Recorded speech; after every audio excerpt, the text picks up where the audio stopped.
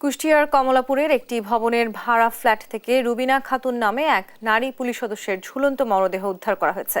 তিনি কুষ্টিয়া আদালতে জিআরও অফিসে কর্মরত ছিলেন। বুধবার রাত 8:30টার দিকে ফ্যানের সঙ্গে ঝুলন্ত অবস্থায় তার মরদেহ পাওয়া যায়। পুলিশ জানায়, ফ্ল্যাটটিতে স্বামী ও 2 সন্তান নিয়ে ভাড়া থাকতেন রুবিনা। সন্তানরা নানা বাড়ি যাওয়ায় বুধবার ছুটির দিনে স্বামী স্ত্রী দুজনই বাড়ি ছিলেন।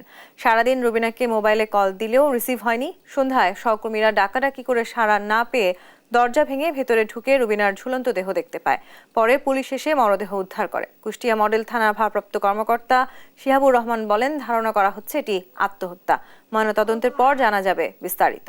বাসায় আসার পরে তার কলিগ এবং শান্ত এবং ওই যে পাশের ভদ্র মহিলা ওনার থেকে দরজা নক করছে, অনেকবারই নক করছে। যখন ভেতর থেকে কোনো আওয়াজ পায় নাই বা কোনো দরজা খুলে নেয়, তখন তারা স্ক্রুড্রাইভার দিয়ে দরজা ফাঁকা করে দেখার চেষ্টা করছে ভেতরে কি অবস্থা।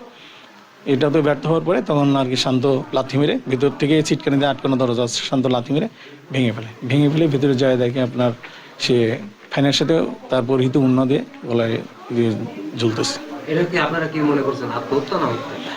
এটা আমরা প্রাথমিকভাবে যেটা দেখছি সেটা আত্মহত্যা। এখন আসলে এটা বিষয়টা নিশ্চিতভাবে বলতে পারবো না, এই কারণে পোস্টমর্টম না হওয়া পর্যন্ত এই বিষয়গুলো নিশ্চিত করে বলার কোনো সুযোগ নেই।